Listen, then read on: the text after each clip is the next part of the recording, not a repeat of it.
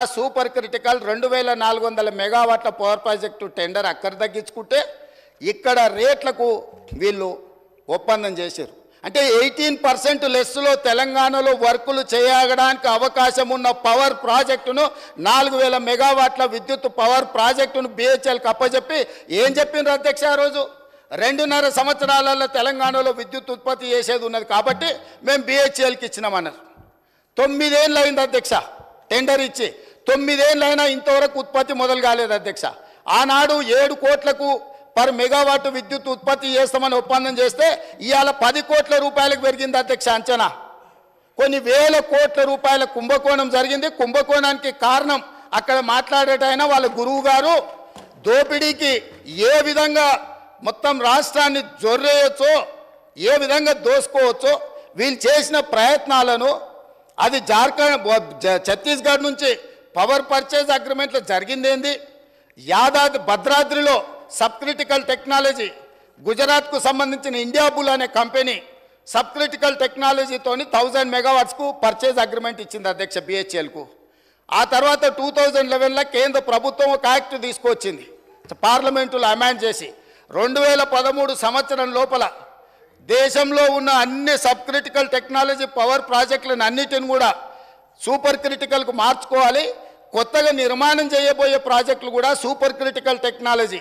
Sub critical technology అంటే నేను సింపుల్గా చెప్పదలుచుకున్నా అధ్యక్ష, సబ్ క్రిటికల్లో నువ్వు బొగ్గు పోసి ఉత్పత్తి చేస్తే బూడిద బొచ్చడు వస్తుంది, విద్యుత్ తక్కువ వస్తుంది అధ్యక్ష, కాలుష్యం ఎక్కువ వస్తుంది అధ్యక్ష.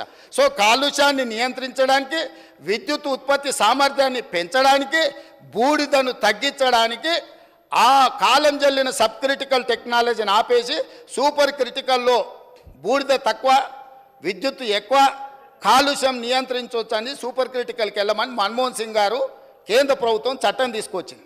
చట్టం తీసుకొచ్చి కట్ ఆఫ్ డేట్ కూడా ఇచ్చింది. 2011లో చట్టాన్ని చేసినప్పుడు 2013 ఆఖరి వరకు ఇవన్నీ కూడా మార్చాలి కొత్తయని. ఈ పీరియడ్లో ఇండియా బుల్స్ అనే గుజరాత్ కంపెనీ బిహెచ్ఎల్కి పర్చేజ్ ఆర్డర్ ఇచ్చి కొనుగోలు చేసినాక యాక్ట్ మారింది. యాక్ట్ మారినాక వాళ్ళు అక్కడ ప్రారంభించలేకపోయారు, అది అక్కడ ఉండిపోయింది. వాళ్ళు వెనక్కి వెళ్ళి బిహెచ్ఎల్ను మేము కట్టిన పైసలు మాకు వాపస్ ఇవ్వండి అని అడిగారు. అప్పుడు బిహెచ్ఎల్ ఏమన్నది, మీరు పర్చేజ్ ఆర్డర్ ఇచ్చిండ్రు, మేము ఆల్రెడీ మిషన్లు తయారు చేసి ఆడ పెట్టినాం, ఇప్పుడు మీ డబ్బులు మీకు వెనక్కి ఇవ్వడానికి లేదు, మిగతా బ్యాలెన్స్ కూడా మాకు కట్టాల్సిందని వాళ్ళు అన్నారు. అప్పుడు బిహెచ్ఎల్ని ఏం చేయాలంటే, ఎవడైనా తలమాసినోడు, ఎవడైనా రాష్ట్రాన్ని దిగమింగటోడు దొరికితే బక్రాగాన్ని తీసుకొచ్చి మాకు అప్పచెప్పు, ఆ బక్రాగాన్ని నెత్తి మీద ఇవన్నీ పెడతాం, నువ్వు నీ పైసలు తీసుకొని పోని. అప్పుడు ఆ బక్రా ఎవరైనా అంటే అక్కడ మాట్లాడటాయన అయిండు. కమిషన్ల కక్కుర్తి పడి ఇండియా బుల్ నుంచి 1000 కోట్లు మెక్కి కాలం జల్లిన సబ్ క్రిటికల్ టెక్నాలజీని బిహెచ్ఎల్ నుంచి మేము కొనుగోలు చేస్తామని వీళ్ళు వెళ్ళి ఒప్పందాలు చేసుకున్నాక వీళ్ళు పేమెంట్లు బిహెచ్ఎల్ చేస్తే బిహెచ్ఎల్ ఇండియా బుల్స్ గుజరాత్ కంపెనీకి పైసలు వాపసు ఇచ్చింది అధ్యక్ష. అంటే ఇండియా బుల్స్కు వీళ్ళకు మధ్యలో జరిగిన ఒప్పందం, జరిగిన అవినీతి లావాదేవీలు, చీకటి వ్యాపారాలు, దాంట్లో భాగంగానే ఇండియా బుల్స్ కంపెనీని బెయిల్ అవుట్ చేయడానికి వీళ్ళు బిహెచ్ఎల్ దగ్గరకు పోయి కాలం జల్లిన టెక్నాలజీని నామినేషన్ బేసిస్ మీద బిహెచ్ఎల్కి ఇచ్చి తెచ్చిండ్రు అధ్యక్ష. ఎన్ని నెలలలో వీళ్ళు కంప్లీట్ చేస్తాం, రెడీగా ఎక్విప్మెంట్ రెడీగా ఉంటే 2 ఏళ్ళు 18 నెలల్లో పూర్తి చేస్తాం అన్నట్టున్నారు అధ్యక్ష. ఒకసారి ఆ రికార్డు కూడా మళ్ళీ ఇస్తా. ఆ రోజు అన్నాడు ఇక్కడి నుంచే, మేము అర్జెంటుగా తెలంగాణలో విద్యుత్ కోతల్ని నివారించడానికి ఈ సబ్ క్రిటికల్ టెక్నాలజీని కూడా మేము తీసుకున్నాం, అవసరమైతే ఎన్ని వేల కోట్లు ఖర్చు అయినా తెలంగాణకు మేము విద్యుత్ ఇవ్వదలుచుకున్నాం అని చెప్పి ఇచ్చిండు అధ్యక్ష.